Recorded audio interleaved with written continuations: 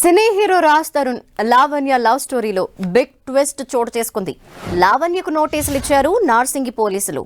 CrPC 91 కింద లావణ్యకి నోటీసులు ఇచ్చారు.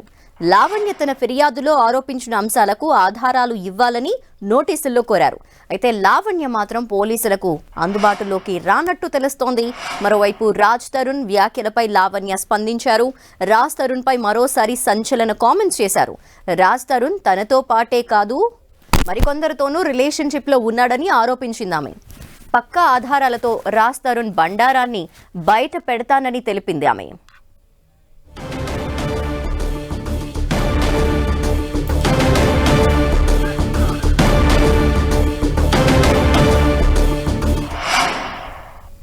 మరిన్ని డీటెయిల్స్ మా ప్రతినిధి కిరణ్ అందిస్తారు లైవ్ లో. కిరణ్, అసలు ఏం జరుగుతోంది రాజ్ తరుణ్ అలాగే లావణ్య వ్యవహారంలో?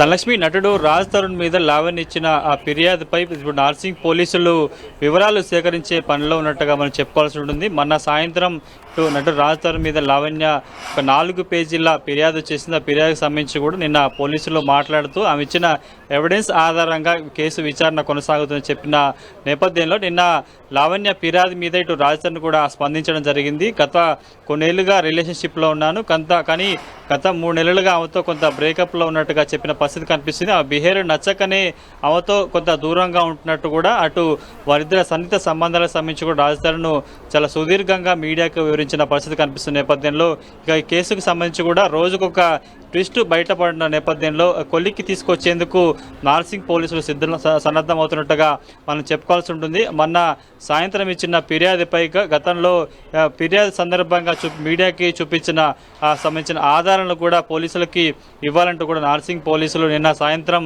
లావణ్యకి నోటీసులు ఇచ్చినట్టుగా మనకే తెలుస్తుంది. ఇక నోటీసులకు సంబంధించి కూడా ఇప్పటికైతే ప్రస్తుతం ఇంకా పోలీసులకు కానీ మీడియాకి కానీ లావణ్య అందుబాటులోకి రాని పరిస్థితి అయితే కనిపిస్తుంది. ఇక గత 11 ఏళ్లుగా ఇటు రాజ్ తరుణ్తో తన రిలేషన్ మెయింటైన్ చేస్తున్నాను, చాలా వ్యవహారాలు నడిపినట్టు కూడా రాజ్ తరుణ్ చెప్పిన పరిస్థితి కనిపిస్తుంది. ఇక మరొక యువతితో ట్రాప్లో పడి తనను దూరం చేస్తున్నాడు, తనను పెళ్లి చేసుకుంటూ మోసం చేశారంటూ కూడా పూర్తిగా ఒక 4 పేజీలకు సంబంధించి వారు ఎప్పుడు కలిశారు, ఏం జరిగింది ఏంటన్నది కూడా పూర్తి వివరణ కూడా దర్యాప్తు కంప్లైంట్లో పేర్కొన్న నేపథ్యంలో ప్రస్తుతానికి ఆ ఫిర్యాదులో పేర్కొన్న ఆధారాలను కూడా ఇవ్వాలంటూ కూడా పోలీసులు ప్రస్తుతానికైతే ఆమెకి నిన్న సాయంత్రం నోటీసులు ఇచ్చారు. ప్రస్తుతానికైతే ఇంకా పోలీసులకి అందుబాటులోకి ఆమె రాని పరిస్థితి కనిపిస్తుంది. ఇక సంబంధించి కూడా ఇటు లావణ్య ఫిర్యాదుపై నటుడు రాజ్ తరుణ్ కూడా నిన్న స్పందించారు. ఏం జరిగింది ఏంటి, ఆ బిహేవియర్ నచ్చకనే తాను దూరంగా ఉంటున్నట్టు కూడా చెప్పిన నేపథ్యంలో నిన్న అటు రాజ్ తరుణ్ కూడా లావణ్య మీద కొన్ని ఆరోపణలు చేశాడు. మస్తాన్ అనే వ్యక్తితో తాను ఇచ్చిన ఫ్లాట్లో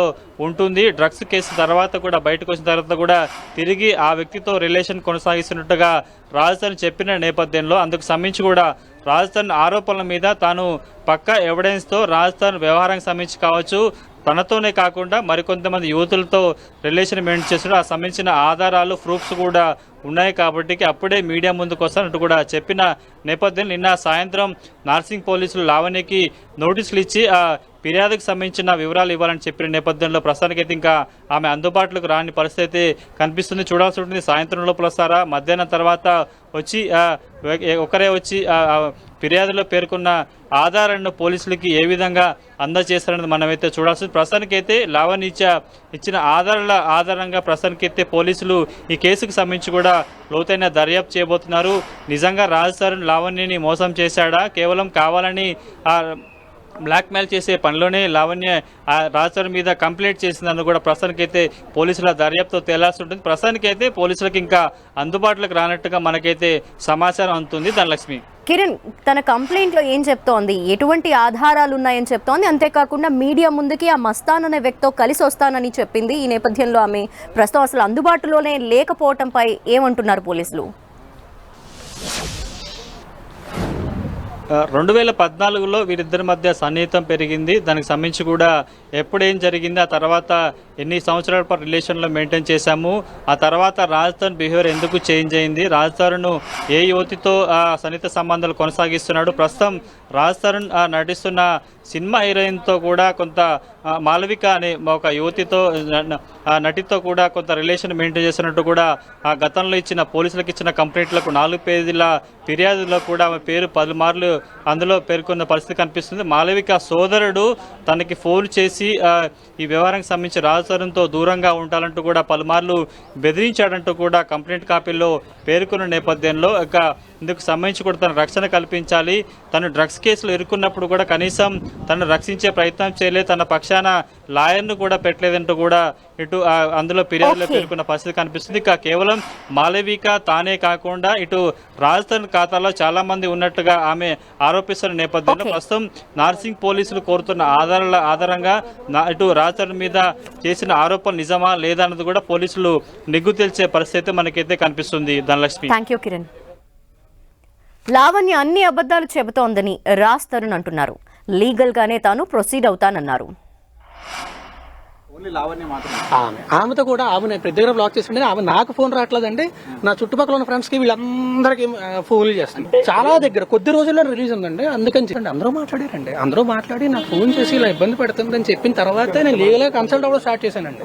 నేను లీగల్ గా కన్సల్ట్ అవుతున్నానని తెలిసి నాకంటే ముందు స్టాప్ తీసుకుందామని అడిగి కంప్లైంట్ ఇచ్చిందండి. నేను ఏమీ చెప్దాం అనుకోవట్లేదండి. దయచేసి కొంచెం నాకు సపోర్ట్ చేయండి. నేను లీగల్ గానే ప్రొసీడ్ అవుతా, లీగల్ గా వెళ్ళి నేను కంప్లైంట్ ఇస్తా, నేను లీగల్ గానే ప్రొసీడ్ అవుతా.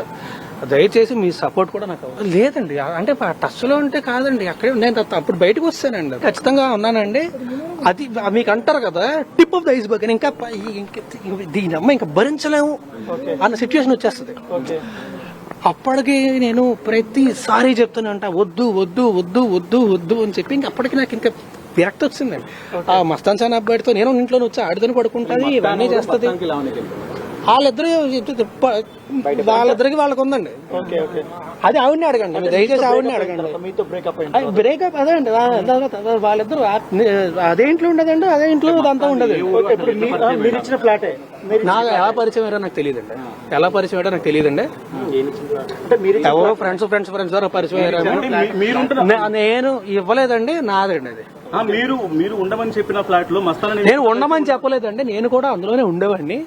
ఈవిడ గోల్ తట్టుకోలేక మళ్ళీ పోలీస్ కంప్లైంట్ ఇద్దాము లేదా వీడియో ముందుకు వద్దాము అంటే మీకు అంటారు కదా అద్దాల మేడలో వాళ్ళు రాళ్ళు ఇస్తే వాళ్ళ అద్దాలు పగులుతాయని చెప్పి, అందుకని చెప్పి ఆవిడని అనకుండా నేనే బయటకు వచ్చాను. లావణ్య మీరు కలిసి రిలేషన్షిప్ లో ఉన్నప్పుడు మస్తాన్ ఎలా వచ్చాడు మధ్యలో? 2014 నుంచి 2 ఏళ్ళు 3 ఏళ్ళు అండి.